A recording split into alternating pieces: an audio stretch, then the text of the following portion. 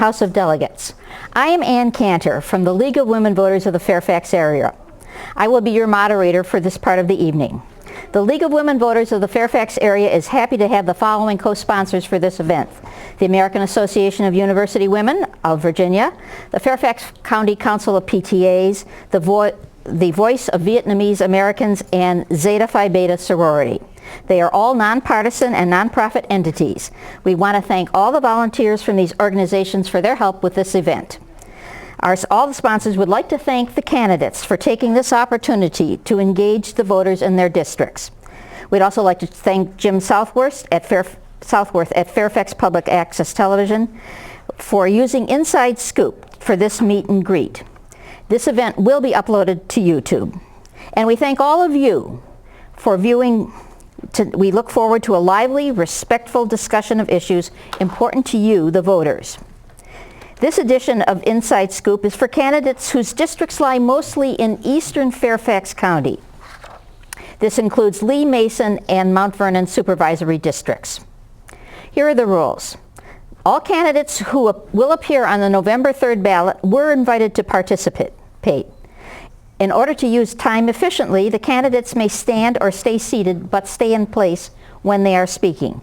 The candidates are seated at the table in the order they appear on the ballot by district numerical order, 34th, 36th, 37th. Introductory remarks and first question will go to the first candidate, with other candidates follow in order of seating. Candidates for the Senate will appear in the first half of this session and House of Delegates second. The switch will occur at about 7:30. Each candidate will be introduced by me and will deliver a 2-minute introductory statement. There will be 30 and 15-second warnings and a stop sign. Then we'll begin a question and answer. The studio audience has submitted written questions. Questions may also be submitted by email from the viewing audience, and an email direction should appear on the screen. Okay. All questions should be brief and specific because we want to cover a variety of topics. And questions to a specific candidate are not suitable for this format. However, a list of all the questions will be sent to all the candidates. Look for their answers in the public media. The moderator will ask a question to be answered by all the candidates on stage. All the candidates have agreed to these rules. Now, let us begin with opening statements. Our first statement is by Ron Fisher, who is, finding a piece of paper, the independent Green candidate for the 30th District. Mr. Fisher, you have 2 minutes. My name is Ron Fisher. I'm an honors graduate of the Naval Academy. I served in the Navy. I'm a retired Navy captain. I was in nuke submarines and project manager. We were really faced with some tough challenges today, and I'm afraid when you've listened to the debates with the president, they're just not asking those questions. So I've come up with a approach on that, and my platform is a massive global movement and a universal strategic plan. It's all on my website at peoplenow.org, and the first thing on there is to accomplish some urgent priority actions and make these accomplishments subject to the debates and issues. And the questions I'll be asking there will be the priority actions that should be accomplished include: take all nuclear weapons off of alert, prevent an economic collapse and depression, ensure everyone in the world has at least the basic necessities of life no later than December the 20th, full employment, and decreasing the rate and degree of global warming and mitigating events first is a thing. And there's plans on there for each of those 34 plans. One of the key ones is eliminate income, sales, estate, corporate, and all other taxes with one exception: a progressive property tax on the net assets of all individuals, corporations, businesses, and others with more than $1 million in net assets. If you have less than $1 million, you don't pay any more taxes ever. We'll generate a lot of customers. What we will have, of course, those millionaires will want to hold on to it, but we'll give them very generous tax deductions. So what I ask you is, please, I have a paper I'll have on the table with about 15 more questions, and I would like to you to look at peoplenow.org. Thank you. Thank you very much. Richard Sasslaw, please. Thank you, and I want to thank the League of Women Voters for this opportunity. When we go back to Richmond, my chief goal is to continue what we've started with Governor McAuliffe, and that's creating an environment that attracts businesses. Jobs are the number one priority that I have. The state is the hardest hit of any state by this federal sequestration. We have lost an awful lot of federal contracting here, and we've got to develop a new economy to make up for that. That said, right now the Senate Democrats are down 21-19. The governor had to veto 17 bills during the last session. It turned out to be 18 later on, but 17 during the session. None of those bills had I been in charge of the Senate. And I'm 1 vote away from that and 2 votes away from not having to rely on whether we have the lieutenant governor or not. If I'd have been in charge, none of those bills would have made it to the governor. And let me tell you, they were bills that most citizens would not have supported. There were bills dealing with we've had bills dealing with voter suppression. We've had bills dealing that have dramatically cut school spending. That's another priority. We have got to start putting more money back into K through 12 and higher ed, because that tuition is getting to the point where it's going to be harder and harder for the average family to afford. There were so many bills dealing with the so-called, for the lack of a better term, the so-called war on women. You won't get an ultrasound bill if Dick Sasslaw is in charge. And there are a lot of other bills that won't see the light of day dealing with guns and everything else if you put us in charge of the Senate. What you get is common sense government. That's what we're for. Thank you very much. Mr. Modglin? Thanks to the League for this opportunity. On November 3rd and earlier, the voters in the 35th District, you have the opportunity to make an historic change by electing an independent to the Senate, a change that will help move our Commonwealth beyond the petty partisan politics that we see, the hype and distortions that obscure real progress and solutions. In this election, you can forge a path to break the continuous cycle of special interest campaign contributions and special interest of the legislators in helping those special interests. In this election, you can cast your vote so that you and I together can work to improve the quality of life. We can make lives better now and in succeeding generations by protecting and enhancing the environment, particularly with more trains, less traffic, fewer headaches. We can support the culture of life by doing more to protect the life of the unborn, rather than supporting organizations that would take those lives and sell parts of their bodies. We can save lives by passing legislation that keeps guns out of the hands of the criminally intent and the mentally distressed, and use technology for safer use and storage. We can save lives on the road by holding accountable those who contribute to drunk or drug driving. We can make lives better by innovations in both education and employment, because one size does not fit all. We can make all lives matter by building safer, stronger communities where police have the mindset of a guardian and the heart of a warrior, but where we assert respect for the law while understanding that we will get that respect to the extent that people feel connected to it. My life has been about service to our country and our communities and helping to make people's lives better. As a student leader in the U.S. military on Capitol Hill, 25 years of working with youth in cities, as a coach, as vice president of my condo association, I offer my experience in the suites and the streets to you so that we can serve Virginia better. Thank you. I forgot to say that Mr. Modglin is an independent Green Party candidate from the 35th Senate District, and Mr. Sasslaw is the incumbent Democratic candidate from the 35th Senate District.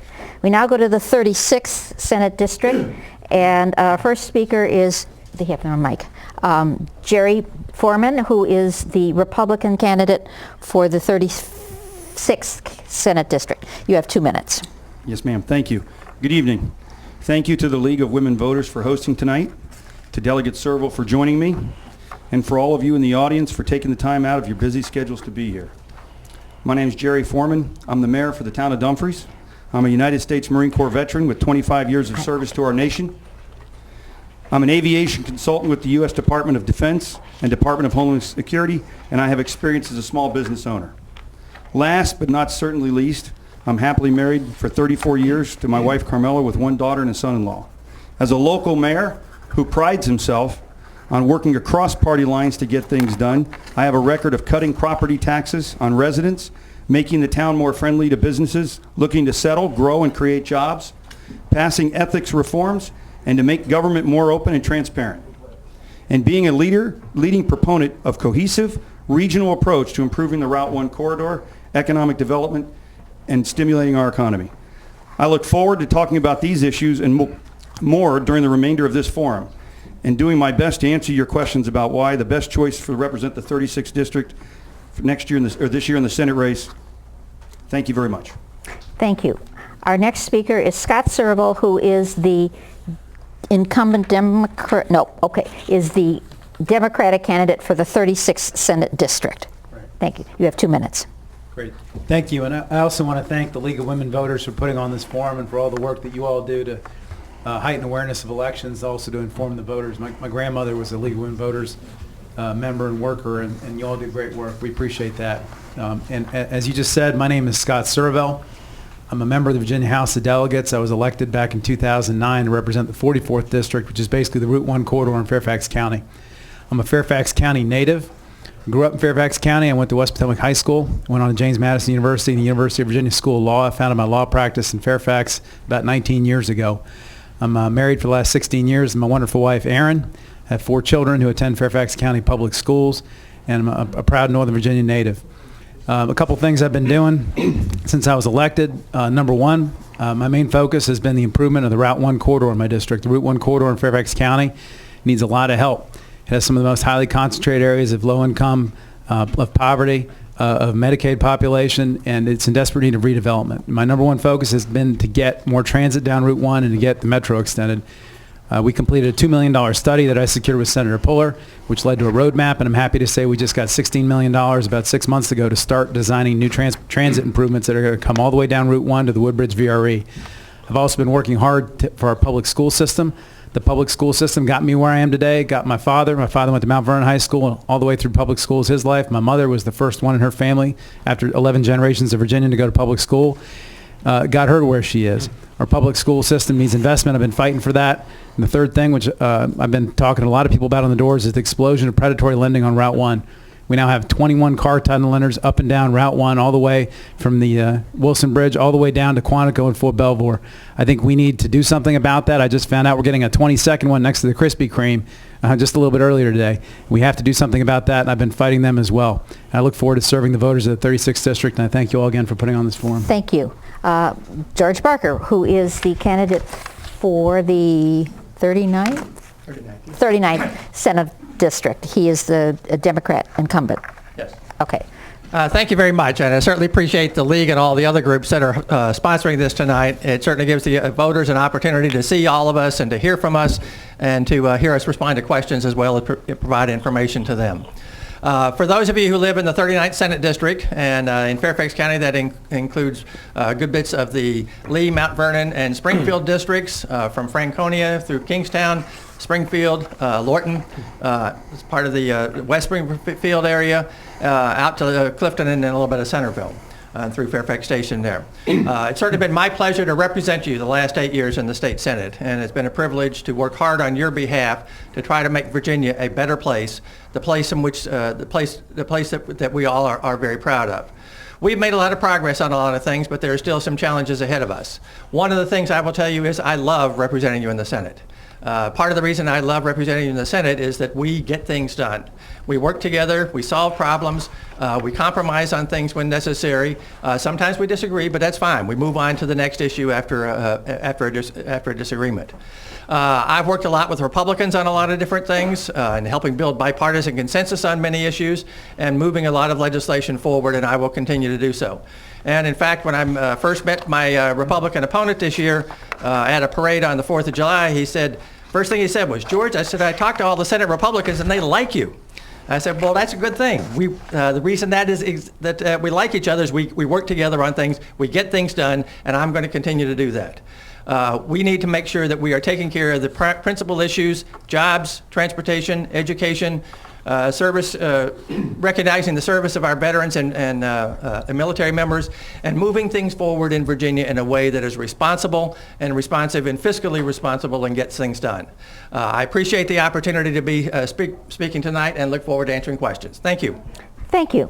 Now we're going to move on to a question that all the candidates are going to answer. We're going to start with Dick Saslaw. The question is, what is your number one priority at the 2016 General Assembly? You have a minute. As I said before, my number one priority is to continue what we started under Governor McAuliffe, and that's making Virginia a welcoming place for jobs. We've been hit pretty hard by sequestration. It's affecting virtually everything we do budget-wise. We've probably harder hit than any other state in the union, and we need to change our economy, and that's exactly what the governor is doing, in that we are developing a green economy. That's one of the things. Cybersecurity is another.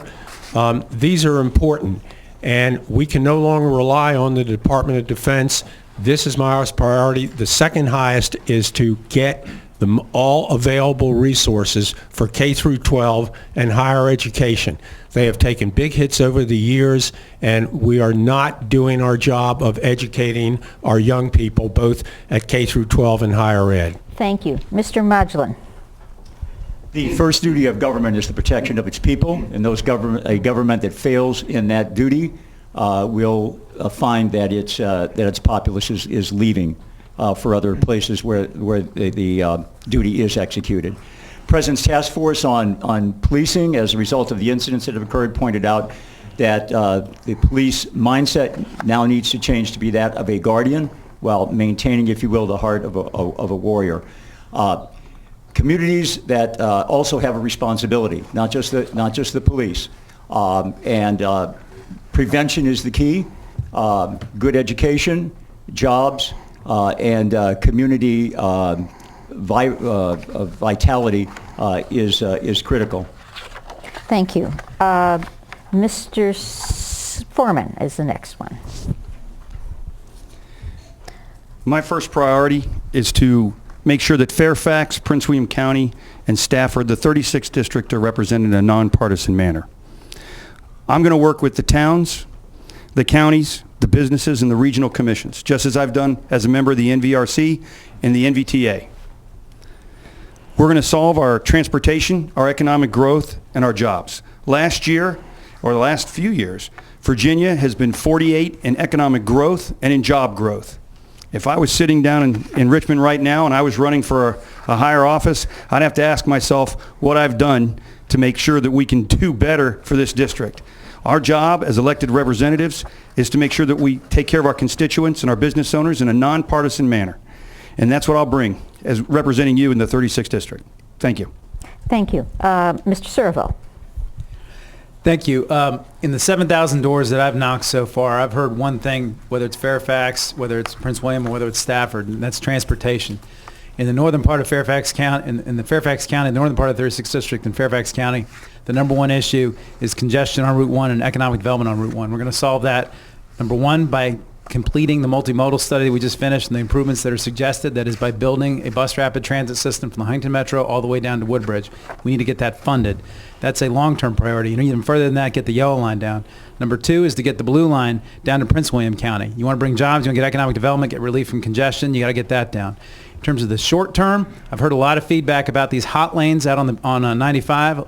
People in southern Prince William County are tired of paying $20 tolls, and we need to get them some relief. I think the way we can do that is we're going to require people from out of state to pay more than people in state. Virginia taxpayers have already made an investment in that road and ought to be recognized in the tolling structure. And one of the first things I'm going to do is get that put into state law when I get to Richmond. Thank you. Mr. Barker? Yes, certainly one of the things I've enjoyed in representing you in the state Senate is working on a wide variety of issues. I don't want to make sure that I'm never pigeonholed in just working on a single issue. I agree with Delegate Serval. When I've been out campaigning this year, going door to door, what I overwhelmingly hear is transportation. We passed a major transportation bill in 2013, the first one in 27 years. But we need to make sure that we continue to improve that, build on that, to improve it, to be able to solve the problems and to make lives better for people. Second issue is, and agreeing with Senator Saslaw, is the issue of jobs and our economy. In fiscal 2014, we were one of 3 states, along with the District of Columbia, where our economy went down while the national economy was improving, solely because of sequestration. We bounced back tremendously from that with great diversification under the leadership of Governor McAuliffe, and we need to keep pushing on that. Third and finally, I want to say is the issue of education. We've had shortfalls in funding for our K-12 education programs, partly as a result of the state level, partly as a result of the local level, and I will continue to work hard to address that. Thank you. Thank you. Thank you for your promptness in answering. Okay, we are now going to go, oh, I'm sorry. We went around the circle here. Mr. Fisher.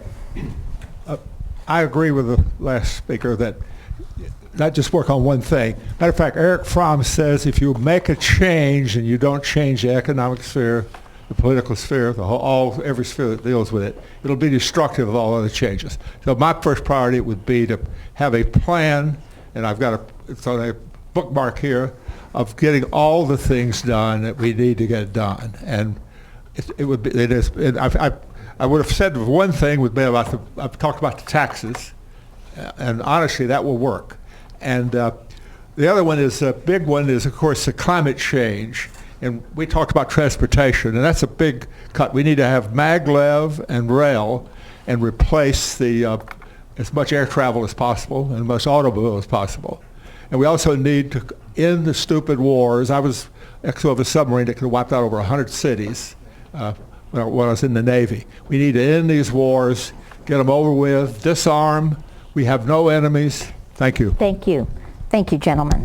Okay, now we are doing something different, that everybody drew a question from a hat, a rather ridiculous red, white, and blue hat, and just they are going to answer these questions. We're not going to give everybody a chance. And once again, I'm going to read the question you pulled, and you get 1 minute. We're starting with you, Mr. Modglin. Okay, the question you pulled is, what would you do to give basic health care to the 300,000 plus Virginians who do not qualify for the Affordable Care Act or current Medicaid from the state of Virginia? I do believe that Medicaid in the state should be expanded. I think it's in the best interest of the state, but it is a potentially runaway budget item. So we need to close some of the special interest tax loopholes in order to finance it. Without basic health care, we know that basic health care prevents more disease, more problems in people's lives, makes them more productive members of society. Thank you. Okay, Mr. Foreman, your question is, what should the state legislature's role be in determining the proportion of funding that should be returned to the counties for education? That's a good question. I think it's incumbent upon the state legislatures to work with not only county supervisors, but the school boards. Should we cover every shortfall? The answer is no. But we have to make sure, when I'm elected, I'm going to meet with, we have 3 counties. We have 3 school boards. I'm going to work with our school boards. I'm going to work with our county elected officials, and we're going to meet on a quarterly basis. And I'm going to make sure that the funding we bring back down is going to make sure it goes to the right programs. I don't know if the right answer is SOLs, and I don't know if the right answer is to build more schools. But I will tell you this, working collaboratively with our 3 counties and our 3 county supervisors and our school boards, we're going to make sure the funding goes right where it needs to go, focused, and if it's not used appropriately, it goes back to the state level. But funding the state legislature, sending down unfunded mandates, is not the right way to go. And we need to make sure we're working together. Thank you. Thank you. This question is from Mr. Suravel. It's a little longer. Most economists agree that the ideal GDP growth is between 2 and 4% to provide jobs for new entrants into the workforce and legal immigrants. The Commonwealth of Virginia has seen a growth rate of 1% in 2012, 0.1% in 2013, and 0% in 2014. What ideas and solutions do you have to remedy this terrible trend? Well, since I was elected in 2009, we actually have not had an average budget year at all. Typically, revenue growth in the Commonwealth average around 6%, and revenue growth has been sub 6% in every single budget cycle, 2010 through 2014. So we've had our economy has never really recovered from the recession. That's largely because of Congress shutting down the government and then going through with the sequester, which has really unduly impacted our economy. We obviously need to get off the federal dole more. We need to have more private sector jobs. I think one of the ways we can do that is to focus on green energy. We need to have solar tax credits that compete with neighbors like North Carolina, like with Maryland, with D.C. Every state surrounding us has a solar tax credit, but we don't. And if you look at North Carolina, they have solar projects all over the state. We need a tax credit for wind to bring that kind of renewable energy. And we really need to focus on the new sectors of the economy. We haven't done that very effectively in Virginia. We focus a lot on, I think, the older sectors like coal, things like that. I think we need to focus on things that are going to be good job drivers going forward. And Virginia is well positioned to do that. Thank you. Mr. Barker, how would you work with the legislators from other parts of the Commonwealth to allow counties the same revenue-raising choices that towns enjoy? Well, actually, I don't think you want to go back to what towns enjoy, because towns don't have as all the options that counties have. In reality, it's cities where they have additional powers that neither towns nor counties have. That is something that I think we definitely need to address over time. We have Fairfax County with almost 1.2 million people in the county, and yet we don't have the same ability to deal with issues related to our income level and our local expenditure level as small cities, and in some cases have as few as 3,000 or 4,000 people. I have extensive experience working with legislators throughout the Commonwealth, and I think if we work at restructuring our entire tax code, we have the ability to do things that make things better and more economically sensible at the state level, while at the same time providing equity for all the localities across the Commonwealth and not having counties be disadvantaged the way they are right now. I will work on that just like I've worked on so many other things on a bipartisan basis, and hopefully over time we will be able to get that accomplished. Okay. Mr. Fisher, would you support legislative action in the General Assembly to use, I can't read this, TANF, T-A-N-F, block grant funds for back-to-school clothing and supplies allowances such as backpacks? How and why would you do that? I'm sorry, I can't tell you what TANF stands for. As I understand it, we want to support children going to school. As I understand it, we want to support kids going to school on that. And yes, I would support anything we could do. A lot of people can't afford that. And there's several places, charities that try to keep up with it. But we definitely need to do everything we can possible for early child education, supplies, whatever it takes to get that done. And we need to have I think even going to college and vocational training for life. We need full support of it. And there'll be plenty of money when we have our property tax. Thank you. Thank you. Okay. Senator Saslaw, your question you pulled was, how would you go forward in resolving the question over Justice Jane Marham Rausch's appointment? Well, first off, this is a big difference between our party and the other party. I can tell you in a million years we would not pull a highly qualified judge like Jane Rausch off the Supreme Court. Not only that, they refused to even interview her, all right? How would I get her confirmed? I can just assure you, and I don't want to get into the details here, there are ways that we can make sure that she gets confirmed in the next session, and if I'm in charge, trust me, she will be confirmed. Thank you very much. Well, thank you very much. This concludes the questioning of the people who are running for the Senate in the Mount Vernon, Lee, and Mason supervisory districts. We're now going to have a switch over and bring up the delegates who are the people who are running for the House of Delegates for those supervisory districts. And thank you very much, gentlemen, and I appreciate your time this evening. Thank you. Okay, we will do this the same sort of way that everybody will have a 2-minute opening statement, and then okay, they're telling me to stretch, right? Just go? Okay, we're ready to go. Okay, alrighty. and everybody will have an opening statement. Once again, we will do them in the order people are sitting at the table, and pass the mic along. And we are going to start with James Leslie, who is the Independent Green candidate for House of Delegates 38th District. Okay, Mr. Leslie, you have 2 minutes. Thank you very much. It's a pleasure to be here, and thank you, League of Lady Voters, for extending the invitation to be here. My name is Jim Leslie. I'm with the Independent Green Party, and I have been living in Northern Virginia, in Annandale, for about 30 years. Prior to that, I spent 30 years in the Marine Corps, and prior to that, I was in school. So, the 30 years that I have been here in Northern Virginia, I've been either at the Pentagon or selling real estate here in Northern Virginia. Our biggest problem, of course, always was the price of housing as we were assigned here to the Pentagon, and the traffic.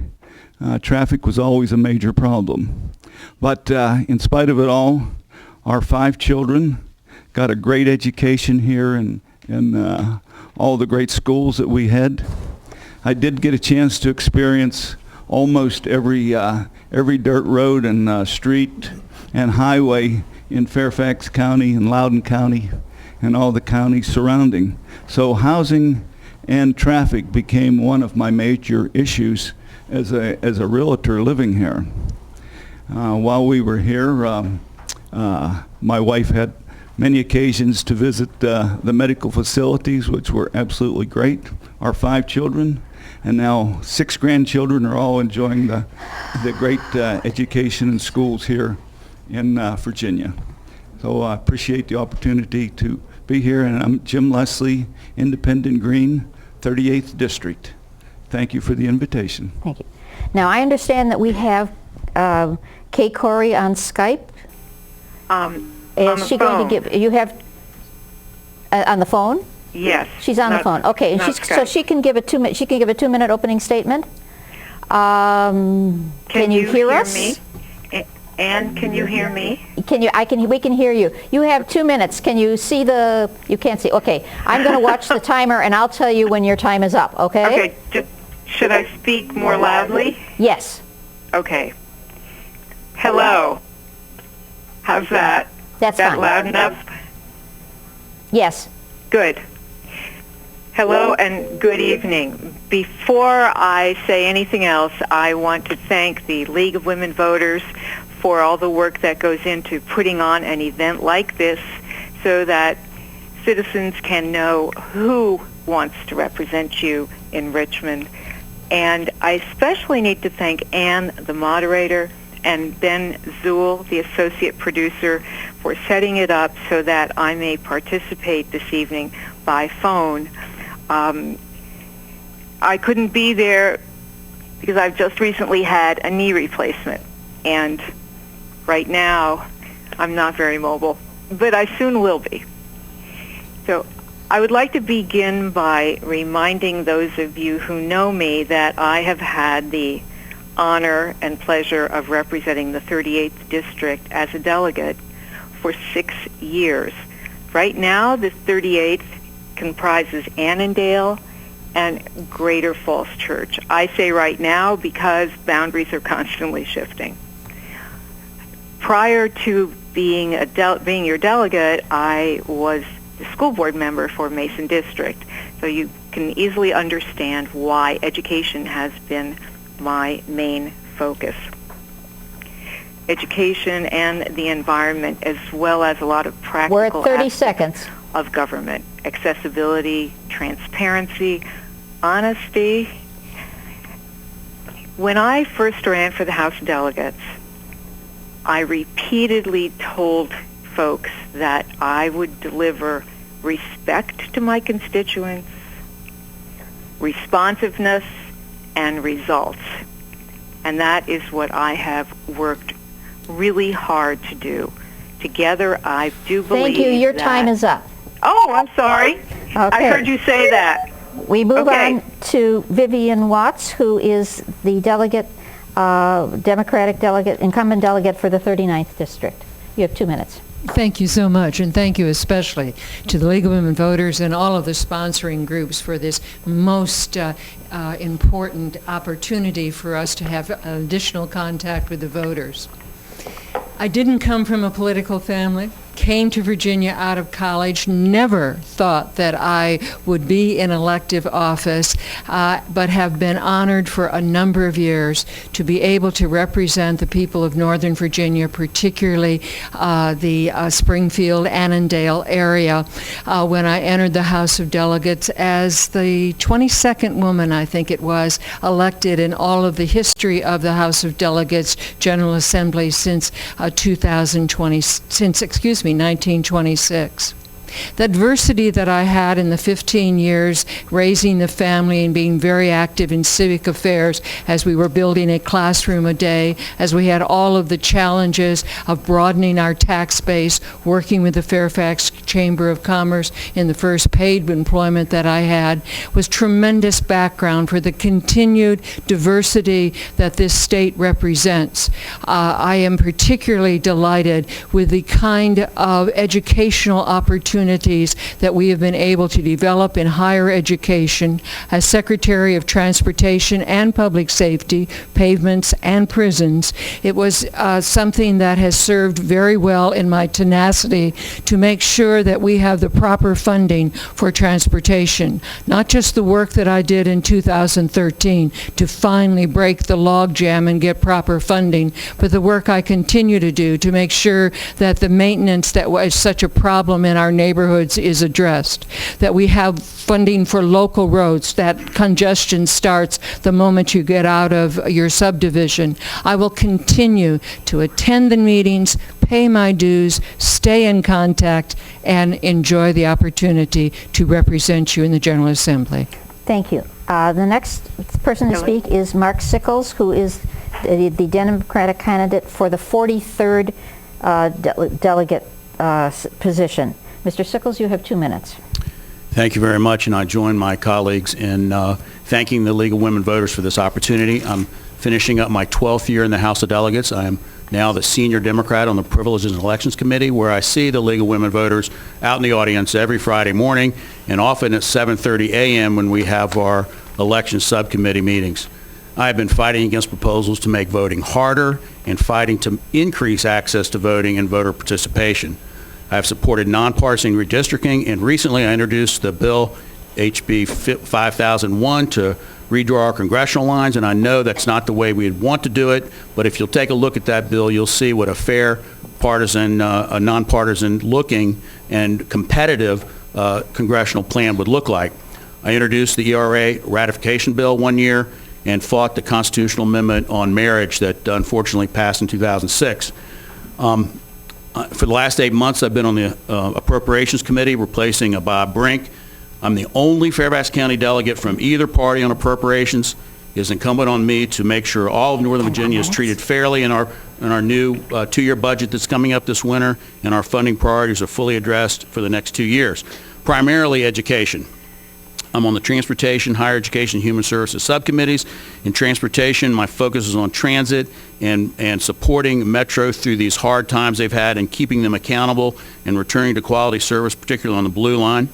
In higher education, we passed this year incentives to help bolster graduation rates and to contain costs.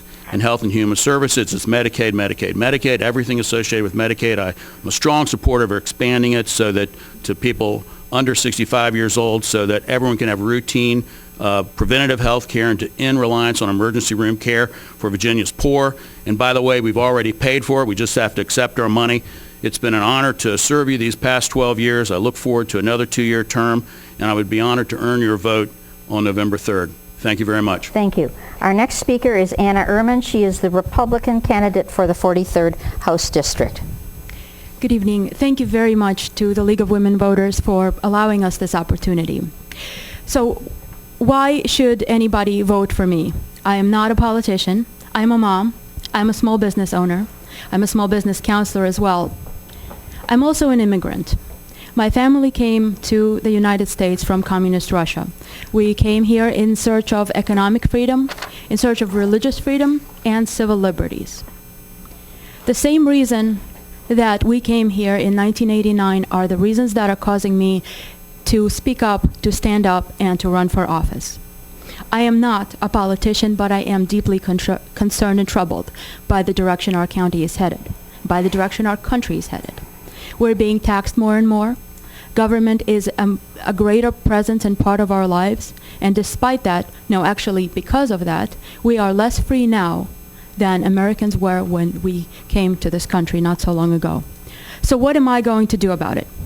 Ensure that our government lives within its means. Ensure that state and local government spends money frugally, wisely, on carefully thought out long-term projects and priorities. We must be accountable to us, citizens and taxpayers.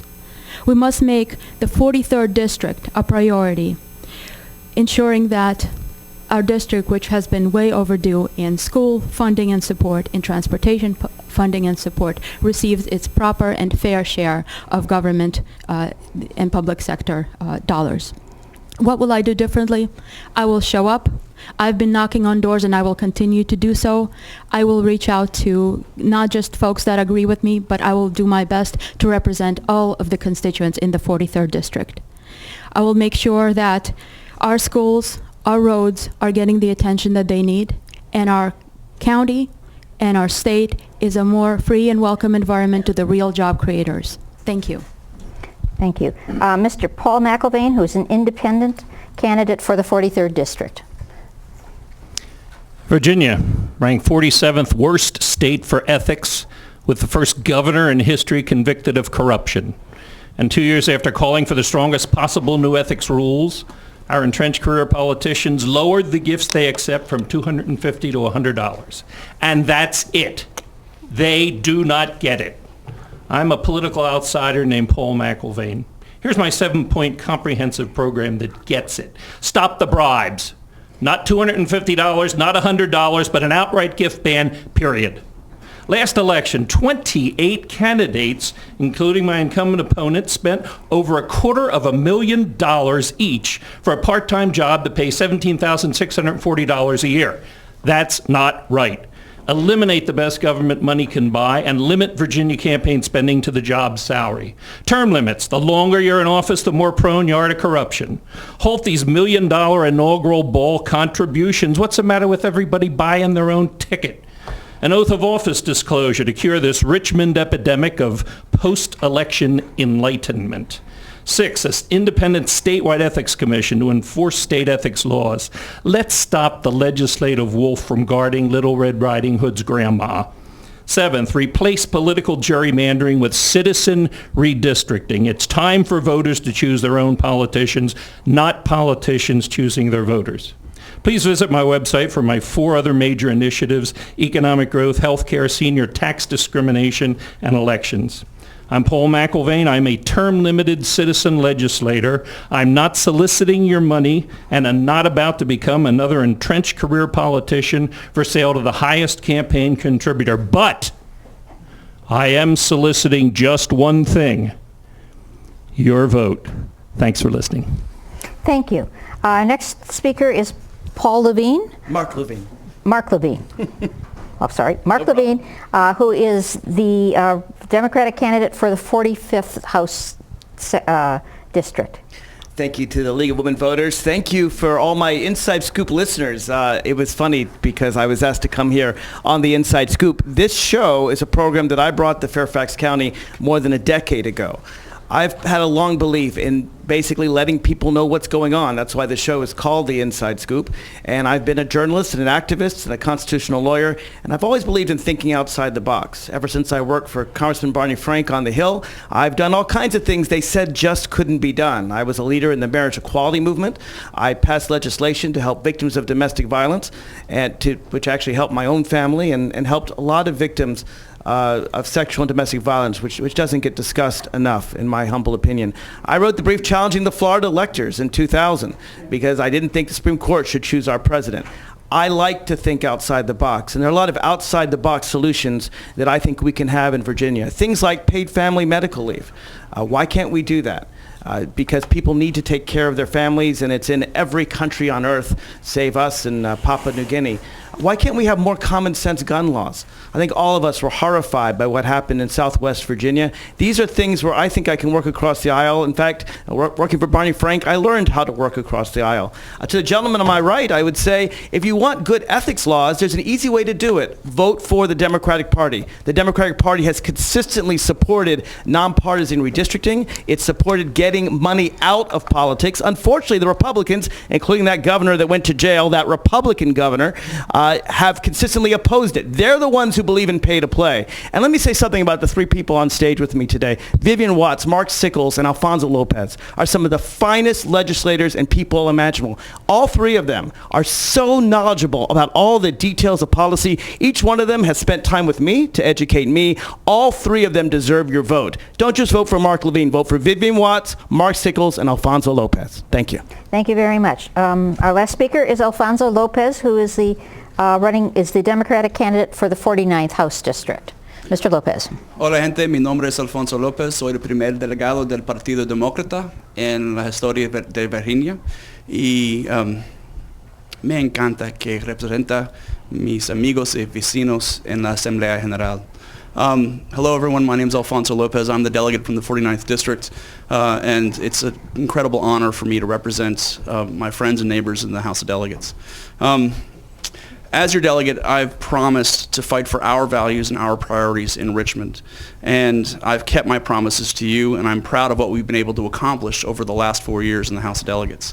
Fighting to create the Virginia Affordable Housing Trust Fund, which has already helped over 1,000 homeless families become housed. Working with Republicans and Democrats to finally pass legislation making state procurement fair and more fair for women and minorities, business owners across Virginia, and passing legislation to protect our environment and improve renewable energy access and goals across the Commonwealth. And I'm very proud of last year founding VEER, the Virginia Environment and Renewable Energy Caucus, to actually begin talking in a concerted and serious way about clean air, clean water, and the enormous opportunity that we have to develop sustainable energy in Virginia. I promise to defend against repeated attacks my first year in the House of Delegates on new Americans, LGBT Virginians, and to protect a woman's right to choose. And I'm proud to have fought these type of backwards, wrong-headed attacks at every turn, and to have sponsored legislation to protect the civil rights of all Virginians. And just this past year, we finally succeeded, working with the Attorney General to ensure that in-state tuition became the law for children, so they could who have deferred action status to get into public universities and be able to afford it. Our work has only just begun, and I hope with your support to be able to continue fighting for the 49th District and for the issues that we care about down in Richmond. I ask for your vote on Election Day. Thank you. Thank you. Okay, now we're going to go on and ask all the candidates the same question, and they're going to have 1 minute to answer. And the question I'd like you all to discuss is, we're going to start with Ms. We're going to start with Kay Corey. Are you still on the phone with us? I don't hear her. Okay, we're going to start with Vivian Watts. Okay, and the first question is, what is your #1 priority in the 2016 General Assembly session? My first focus has to be mental health from so many different aspects, whether it is the issue of returning service men and women whose experience with combat leads them in need of significant community mental health services for them and their families, whether it is the kind of tragedies that we have seen that have produced the shootings that cause us all such great concern, or whether it is not having room for people who are seeking need. I serve on the Joint Subcommittee for Mental Health in the 21st Century. I have sought out the Fairfax County Commission, particularly having to do with crisis intervention training, which is so so important for law enforcement, and particularly with my experience with the prisons and jails, it is extremely important that we deal with the large percentage of those people in our local jail who are in need of mental health services. Thank you. Mr. Sickles, your number one priority. Thank you. Our budget is coming up this year. That'll be what most people talk about. We need to re-benchmark fully our education program, and we need to look at spending more on education outside the unfair funding formula for Northern Virginia, particularly sending money back to school systems that have a large population of free and reduced lunch children. Also, I want to work on biosciences and research area. I've been very involved in that and helped to develop the Commonwealth Research and Commercialization Fund. We need to buck that up a little bit to help diversify our economy, to make sure that we're less reliant as we go on the federal budget. Thank you. I'm going to put Ms. Corey on the phone now. Ms. Corey, are you with us? Yes, I am. Okay, you have 1 minute. What's your number one priority for the next General Assembly session? My number one priority for the next General Assembly session, is that what you said? Yes. Okay. My number one priority for the 2016 session of the General Assembly will be to pull out all the stops to get Medicaid expanded. Medicaid expansion is the key to unlocking our budget problems.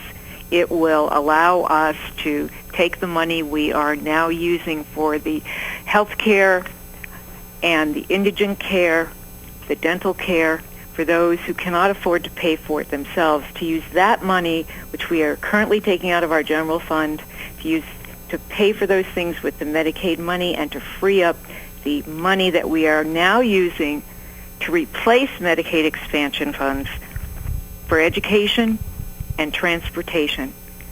Our infrastructure desperately needs the extra money. It's federal money. It's our tax money that we have already paid. Thank you. Your time is up. Washington. Okay. Next speaker is Anna Ehrman. Thank you. Our number one priority is accountable government.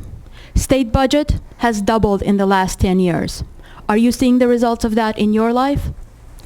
We have just lived through the biggest tax hike in Virginia's history to pay for transportation.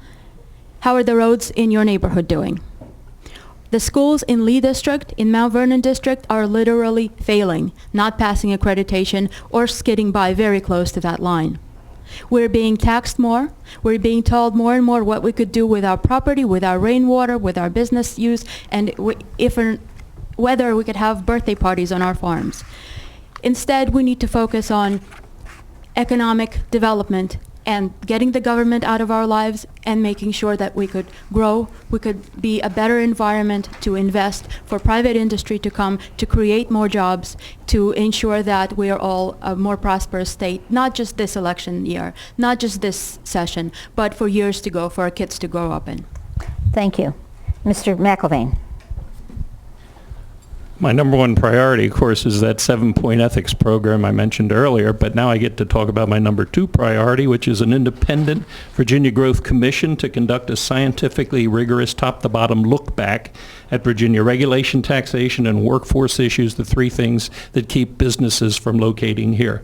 Goals: higher economic growth, the creation of new jobs, lower unemployment, higher state tax revenue without increasing the rate of taxation, and decreased income inequality. This strategic, rigorous look back, coupled with Governor McAuliffe's ongoing tactical marketing efforts, which I support, can return Virginia to the best place to open, run, and expand a business.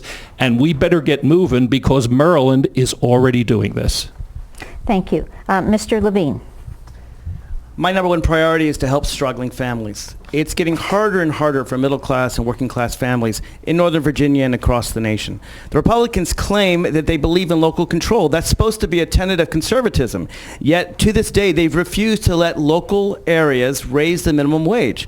Why shouldn't Fairfax, Arlington, and Alexandria be able to raise the minimum wage? You know what? It's a lot more expensive to live here than it is to live in Danville, Virginia. So why can't they raise the minimum wage? That's one of the things I want to fight for. Kay Corey is absolutely right about Medicaid expansion. That's hundreds of millions of dollars that the Republicans in the legislature have left on the table. It's already been paid for. You've already been taxed for it, and the Republicans say, we don't want hundreds of millions of dollars to help Virginians get health care.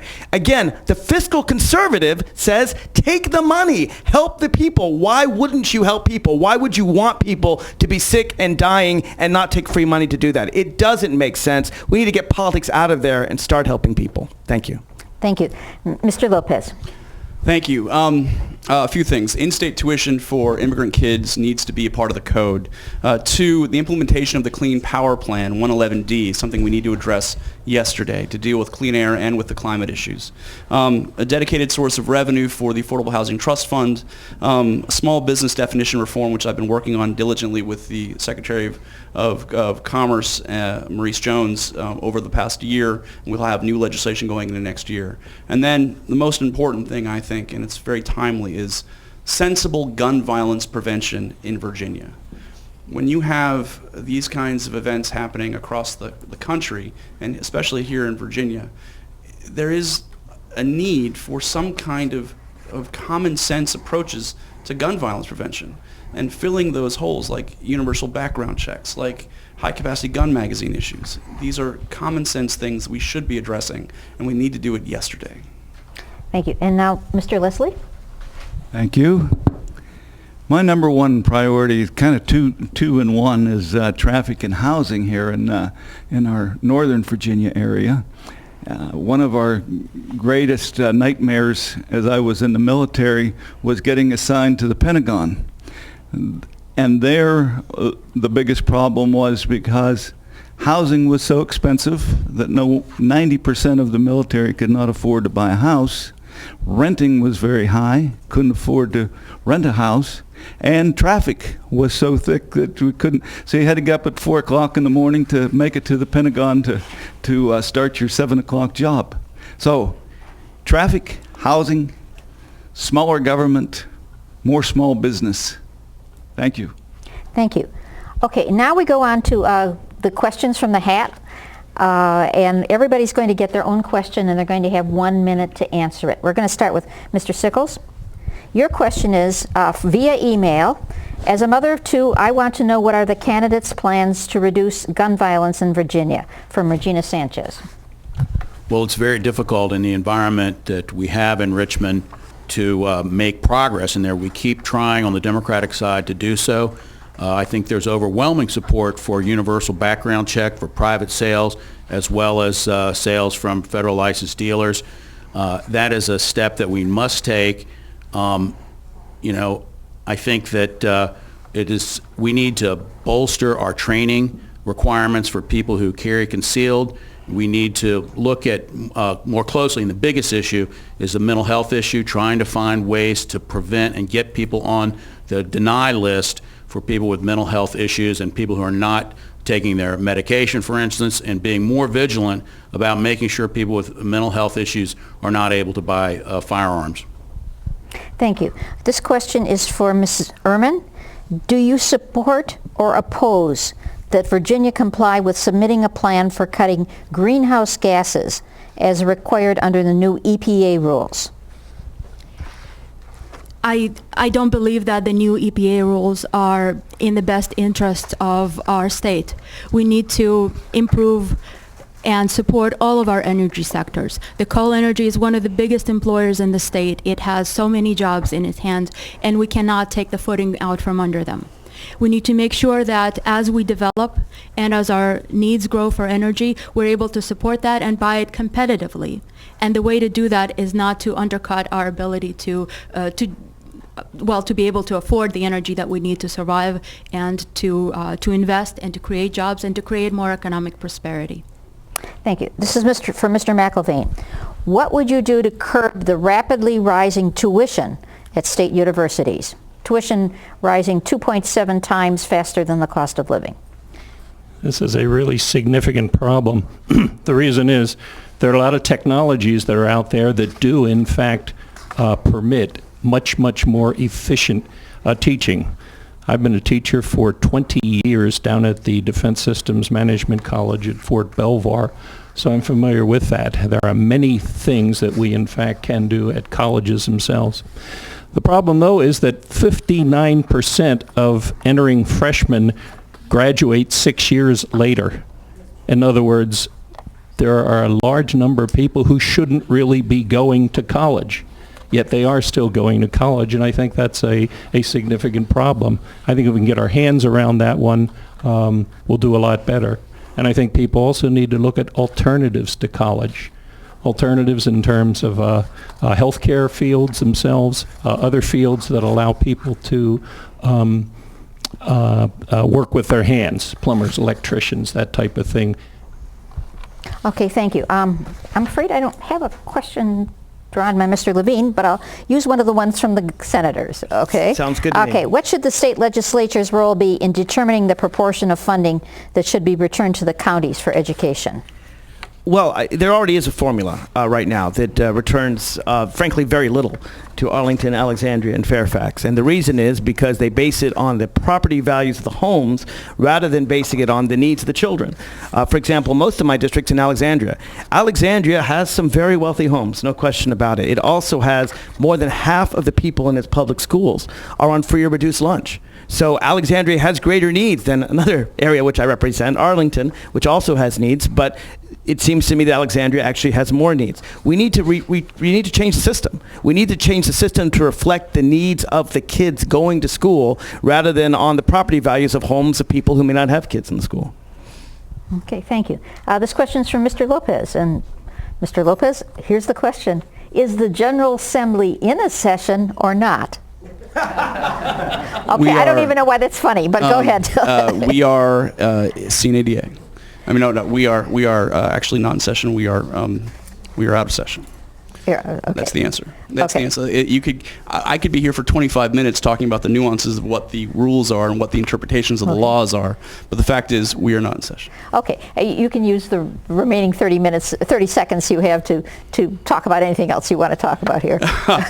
Well, I would just say that what I've seen over the last 4 years in the House of Delegates has sometimes boggled the mind. I've seen examples, just like we saw in this past session, where an incredibly qualified jurist, Justice Roush, who by all intents and purposes should be one of the most stellar Supreme Court justices in the history of the Commonwealth, was completely politicized for petty partisan needs and requirements. And I think Virginia's better than that, and this is something that we need to rise above. Thank you. Thank you. Okay, next question is for Jim Leslie. It is, do you support expanding laws that will reduce violence towards women by prohibiting the possession of firearms for convicted domestic abusers and those who have been placed under a protective order for violent causes? Yes, I would support that wholeheartedly. I think there are a lot of cases where women are abused and it goes without being known. She often is intimidated, often afraid to report it to the police, and so as a result, many cases do go unknown and uncorrected. So I think it's very important that we tighten the regulations regarding that particular law. Thank you. Thank you. Okay, the next question is from Ms. Corey. Are you on the phone? Yes, I am, but the echo is such that I hope you'll allow me to repeat the question back to you so I can be sure I've heard correctly. Okay, it's a fairly short question. It is, what about gun control? What about our gun control? Yes. Gun control law in the Commonwealth of Virginia, in my opinion, is not nearly strong enough. We need to have background checks at gun shows. We need to have background checks when guns are sold between family members. And we also need to be sure that the reciprocity, concealed carry reciprocity with other states does not dilute the strength of the few important gun control laws that we do have in effect. We have a long way to go. This is a very important issue. Thank you. Okay, the last question is for Vivian Watts, which is, what are your main concerns about SOL testing in Virginia? What changes will you work for in the General Assembly? My concerns are long, and they are long-standing over the years. We've made a little progress in reducing, I believe, a total of 5 tests in the last 2 years. But we have such a long way to go. First of all, the main concern is teaching to the test, the minutia of facts without looking at analytical ability, the ability to use those facts in the kind of educational program that is going to be required for future employment and the future of this country as we have known it. In addition to that, we have to deal with those who have English as a second language. We have to deal with the timing of these tests.